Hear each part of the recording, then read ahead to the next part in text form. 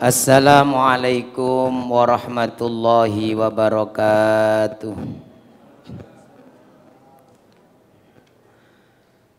Bismillahirrahmanirrahim. Alhamdulillahi rabbil alamin. Wassalatu wassalamu ala sayyidina wa maulana Muhammadin wa ala alihi wa sahbihi ajma'in, amma ba'du.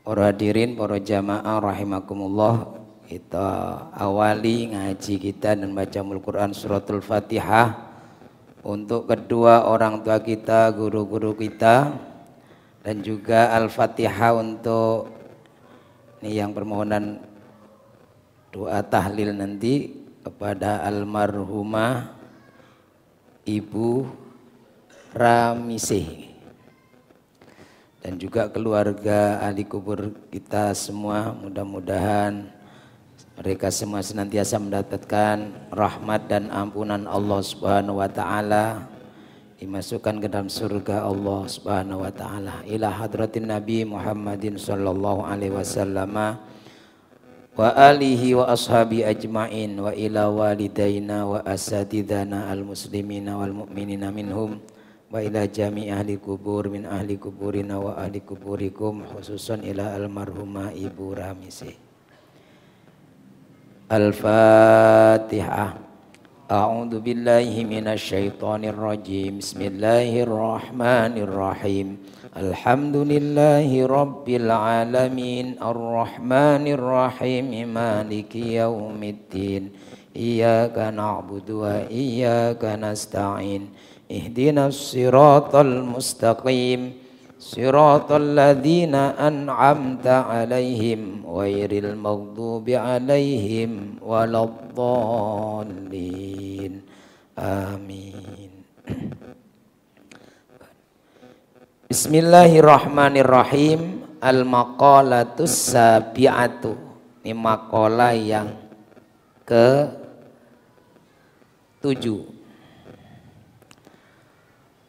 Wa qala al-imamu Ali aidon, Imam Ali, Sayyidina Ali karramallahu wajha, beliau berkata, an-ni'amu sittatu asya'a. Nikmat itu ada 6 perkara, 6 hal. Ai a'dhamun ni'ami, nikmat terbesar, kata Sayyidina Ali. Nikmat yang paling besar, a'dhamun ni'ami, itu sittatu asya, ada 6 perkara. Yang pertama yaitu al-islamu, Islam. Ini nikmat terbesar pertama adalah Islam. Kita sudah ditakdir oleh Allah jadi orang Islam. Wah, ini sebuah kenikmatan yang luar biasa. Kita bersyukur kita dijadikan oleh Allah orang yang muslim. Karena itu kemudian, karena ini kenikmatan yang besar, kita harus pertahankan.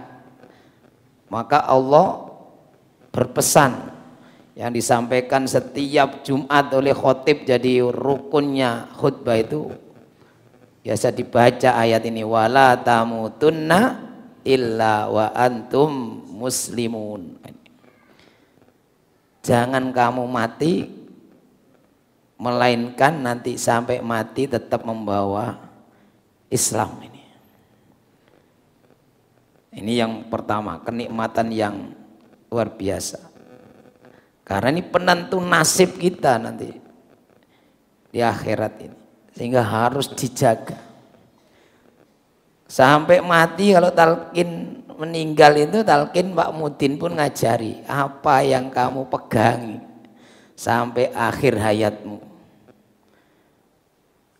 Diajari kalau tanya malaikat itu, kula ngugemi kalimat la ilaha illallah Muhammadur Rasulullah.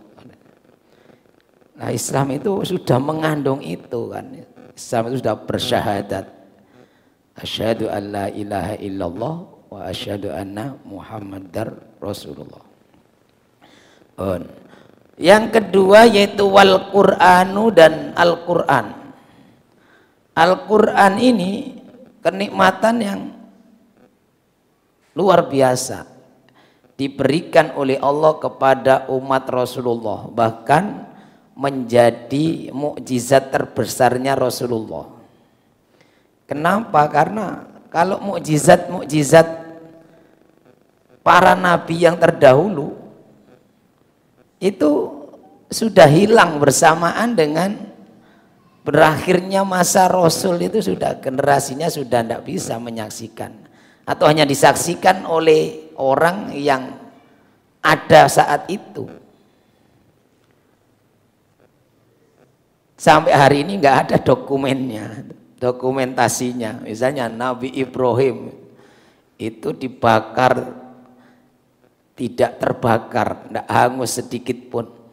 Bahkan ketika sampai api unggunnya habis, Nabi Ibrahim di situ mendapatkan jamuan di tengah kobaran api.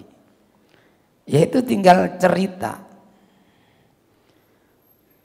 Nabi Musa membelah laut itu sudah tinggal cerita, tidak bisa. Tapi Al-Quran itu akan ada ila yaumil qiyamah, dan semakin dikaji, semakin kemudian kebenaran demi kebenaran akan terungkap. Ini Al-Quran, dan Quran itu nanti akan memberi syafaat kepada orang yang mengkaji, mempelajari, membacanya. Karena itu dalam hadis Nabi, Iqra'ul Quran fa innahu ya'ti yaumal qiyamah syafi'an li ashabihi. Baca Quran. Quran ini nanti akan memberi syafaat, pertolongan kepada para teman-temannya. Ashabul Quran, siapa itu? Orang yang mau mempelajarinya, orang yang mau membacanya. Ini jadi disebut ashabul Quran, orang-orang yang setiap hari bukai Quran, dan dibukai ini betul dibaca, apalagi kalau didalami maknanya. Ya ini. Jadi Quran ini nikmat Allah yang nanti akan menyelamatkan juga sampai di akhirat. Itu Nabi bersabda, afdolu ibadati ummati qiraatul Quran. Dalam sebagian teks, tilawatil Quran. Sebaik-baik ibadah umatku ya baca Quran. Nawwiru manazilakum bisolati wa tilawatil Quran. Terangi rumahmu dengan sholat sunnah dan dengan memperbanyak baca Quran. Ini tentang kenikmatan terbesar yang kedua, yaitu Al-Quran. Dan itu mudah-mudahan keluarga kita, anak cucu kita dijadikan ahlul Quran. Amin ya rabbal alamin. Yang ketiga, nikmat Allah yang terbesar itu adalah wa Muhammadur Rasulullah. Diutusnya Nabi Muhammad sebagai Rasulullah, ini Rasulnya Allah, ini ya kenikmatan terbesar. Karena dengan diutusnya beliau, kemudian melalui para sahabatnya, tabi'in, tabi'in, terus muridnya sampai para ulama, sampai guru kita mengenal Allah Subhanahu wa taala. Dan Nabi Muhammad nanti yang bisa beri syafaat juga. Jadi Nabi Muhammad itu nanti akan beri syafaat juga kepada umatnya. Syafaatul uzma, itu syafaat paling agung. Bahkan tidak hanya itu, nanti Nabi Muhammad itu juga mensyafaati nabi-nabi yang sebelumnya. Karena semua nabi itu diantara doanya minta dijadikan umatnya Rasulullah. Maka kemudian ketika Nabi Isra Mi'raj itu kan singgah dulu di Masjidil Aqsa itu, kemudian di situ sholat bersama para nabi, nabi-nabi senior itu, karena untuk mengabulkan ini. Mereka semua pernah menjadi makmumnya, yang imamnya adalah Rasulullah. Nah, itu yang diceritakan kalau tarhim subuh ini kan,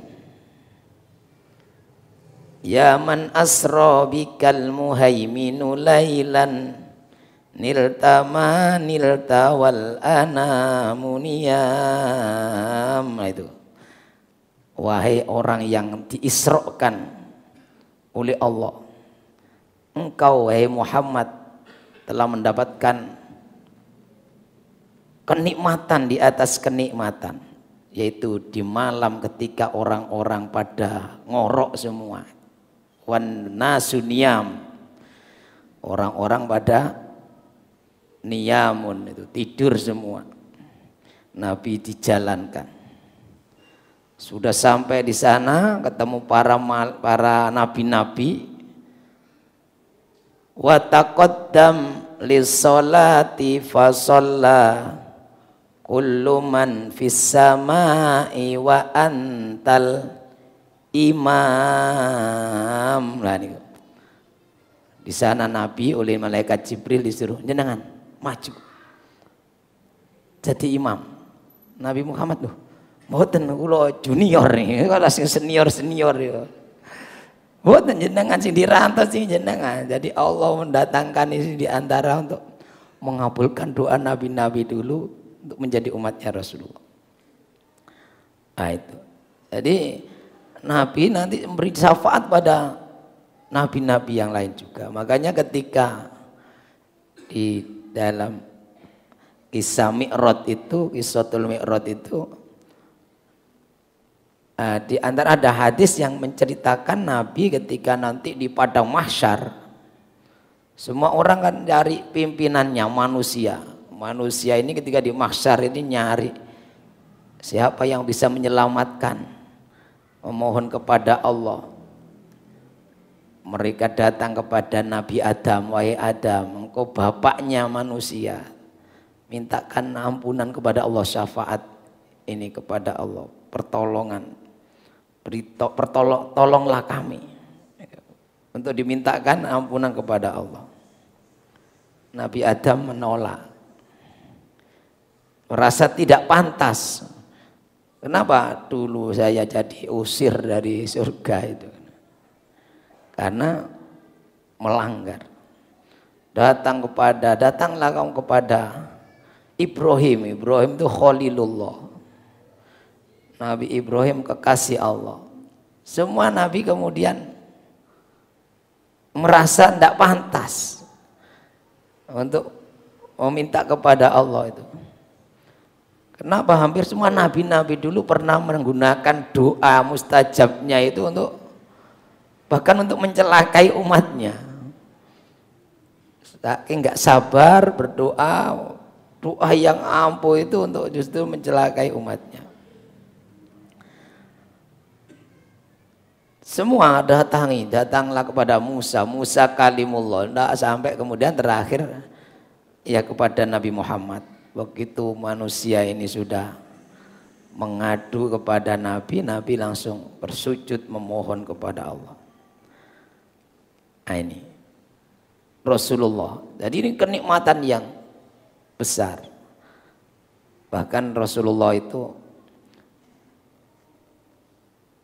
dalam kisah itu para sahabatnya ini, itu kalau sudah temannya Muhammad Rasulullah ini sudah gampang melewati proses alam barzah. Nah, dalam kisah yang masyhur itu Sayyidina Umar ketika wafat itu kan diintip kalau sekarang. Sayyidina Ali kan itu kepingin tahu bagaimana Umar itu dikuburnya. Orang kayak Umar kan nggak pernah takut. Semua orang pernah disenggerengi. Kalau ada Umar lewat atau setan yang minggir. Saking Nah, itu bagaimana Umar itu kalau ketemu mungkar nakir itu kan. Loh ternyata ditampakkan kepada Sayyidina Ali. Sayyidina Umar ketika didatangi mungkar nakir di alam kuburnya itu. Kemudian malaikat mungkar nakir ini ya menampakkan diri sangar, menakutkan. Bahkan digambarkan wajahnya merah, matanya kayak melotot merah seperti apa? Panci yang baru dibakar. Merah. Wah, menakutkan. Dibangunkan. Bangun gitu. Oleh Umar disenggrang juga itu. Siapa kamu? Tanya gitu. Sang medeni, nakuti siapa? Dikira takut mungkin gitu. Mungkar nakir ya, ditanya ya jawab juga ya mungkar. Kamu tahu siapa saya? Dari Umar ditanya. Tahukah kamu siapa saya? Loh, mungkar nakir ya bingung juga ini. Karena baru kali ini ketemu yang sebanding ditanya-nanya, kemudian tidak tahu siapa kamu, berani ini. Aku ini temannya kekasihnya Allah, Muhammad Rasulullah. Temannya Rasulullah ini ya sudah agak jadi keder. Aman, makanya itu teman itu bisa memberi syafaat. Teman itu bisa memberi syafaat, maka apalagi yang ditemani adalah Rasulullah. Jadi kadang orang punya teman orang penting itu ya perlu. Apalagi yang terpenting ya Rasulullah, maka kita kalau bersolawat kepada Nabi ya insya Allah akan mendapatkan syafaat dari Rasulullah Sallallahu Alaihi Wasallam. Yang berikutnya yaitu wal afiyatu, kesehatan badan kita ini sehat. Wal afiyat ini adalah kenikmatan yang besar juga, tapi ini taruh di belakang sama Sayyidina Ali karena ini sifatnya individual ya, tiap orang sehat, makanan apa saja enak. Tapi kalau kesehatan sudah diambil oleh Allah sedikit saja ya sudah, makanan seperti apapun pahit. Pil obat yang pahit lap-lep. Nah itu aja. Jadi nggak ada nikmatnya ketika kesehatan, karena itu nikmat terbesar di antara nikmat yang bukan terbesar, yang paling besar yang harus kita sangat syukuri adalah sehat. Dan itu sehat bukan karena kita pinter jaga kesehatan. Ini murni pemberian Allah. Pakar kesehatan ya sakit. Ya, pakar kesehatan ahli gizi yang tonton ya kadang kena sakit dalam misalnya ya. Yang parah juga. Walaupun oke lah pakar kesehatan beri nasihat ini ya. Tapi sebenarnya ini pemberian Allah sehat itu. Jadi alhamdulillah kita diberi sehat. Karena ya semua pemberian Allah bisa sewaktu-waktu diambil oleh Allah tanpa mungkin hal-hal yang sepele. Jadi ada jamaah ngaji kalau suwehatulnya kerjanya bersihkan AC, ternyata naik tangga keplorot. Jatuhnya enggak kelihatan separah, Pak. Keplorot ya tangga yang preset lah. Sikil ini memberot AC kayak memar, memberotnya tak napa jenenge ondo. Loh itu ternyata kemudian jadi infeksi, padahal enggak, ya memar biasa. Jadi infeksi harus dikerok, dagingnya itu dikerok sampai. Jadi sekarang itu pakai egrang kalau sholat. Alhamdulillahnya beliau ya orang yang taat ibadahnya. Tidak bisa jalan. Itu padahal sepele kan. Kelihatan tidak pernah terbayangkan. Ternyata setelah sekian kok gak tambah ini tambah menghitam-hitam. Ya mungkin ada diabetesnya atau apa. Jadi harus dikorok. Nah, terkadang ya bukan karena apa kesehatan oleh Allah yang mungkin diberikan. Sebagai contoh yang lain ketika sehat kita harus bersyukur kepada Allah. Nah, ada orang gara-gara kecetit itu nggak tahu gimana kecetit, jalan nggak bisa, dicari-cari nggak ketemu misalnya ya. Padahal perkiraan pekerjaan ya orangnya di kantor terus misalnya, kerjanya nggak berat, tapi kok iso kecetit. Kemudian itu menyebabkan nggak bisa jalan tegak lagi. Nah, karena itu kesehatan ini murni juga pemberian Allah. Kita ya bisa ikhtiar untuk menjaga. Itu hanya ikhtiar kita. Tapi sebenarnya semua adalah karunia Allah. Kemudian yang berikutnya wasitru. Kenikmatan yang besar yang harus kita syukuri diantaranya adalah oh ini ada yang tertutup kayak ini. Jadi berubah tag ini gini jauh. Jadi wasitru dan ditutupi aib-aib kita oleh Allah. Bentar, niki kata si antarjing.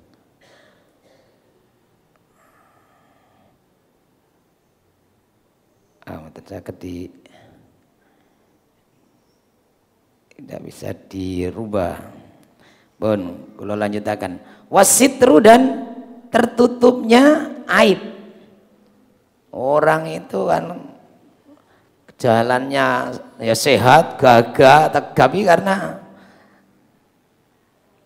tidak ada yang tahu aibnya. Begitu ketemuan orang yang tahu aibnya, dinglu aibnya.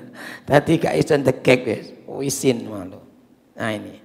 Maka ini adalah kenikmatannya juga harus kita jaga agar kita tidak melakukan kesalahan. Maka ada doa itu yang diajarkan Nabi, wala aiban illa satartah. Ya Allah, jangan biarkan aib kami kecuali Engkau menutupinya. Aib kami tutupilah. Bahkan kalau perlu jangan Engkau tutup saja, ya Allah hapus kan gitu kan. Ini. Wal ghina yang berikutnya wal ghina anin nas. Nah, ini ketutupan. Wal ghina anin nasi dan tidak tergantung, tidak membutuhkan orang lain. Artinya tidak dalam tekanan orang lain. Itu kenikmatan yang besar. Wal ghina, ghina itu artinya kaya. Kaya itu tidak membutuhkan anin nasi dari orang lain. Fi umurid dunia, dalam urusan dunia. Kalau jenengan kok jadi pemilik perusahaan, nah ini kan tidak punya ketergantungan kepada karya apa orang lain. Tapi kalau jadi karyawan mungkin atau anak buah lah ya, ini kan masih diatur-atur di atasan. Nah, maka termasuk nikmat itu orang kalau nggak banyak ketergantungan kepada orang lain. Nah, itu berbahagialah, itu nikmat juga yang harus disyukuri. Nah, ini makolahnya Sayyidina Ali. Karena ada ulama juga yang membagi cuma 4. Nikmat yang paling kecil ternyata itu adalah harta. Itu nikmat yang kecil. Ada di atasnya lagi, termasuk semua menyebutnya sehat tadi. Sehat itu kalau dari urusan dunia ini nikmat yang lebih besar dari harta. Karena harta semua orang mau dikasih, semua diberikan. Tapi kalau hartanya banyak, kesehatannya tidak ada, bahkan mungkin dia rela Sudah hartanya, rumahnya yang mewah ditukar dengan sebelah matanya. Yang penting bisa melihat misalnya ya. Ini kan kenikmatan, termasuk sehat itu kita bisa melihat, kita bisa menghirup udara dengan bebas. Ada orang yang menghirup udara harus pakai alat bantu, diselang. Nah ini, karena itu kita bersyukur kepada Allah, semoga kenikmatan demi kenikmatan yang sudah diberikan kepada Allah ini akan senantiasa terus diberikan oleh Allah dan kita menjadi orang yang bersyukur kepada Allah. Utamanya kenikmatan tetap iman Islam sampai kita menghadap kepada Allah Subhanahu wa taala. Demikian, mudah-mudahan ada guna dan manfaatnya.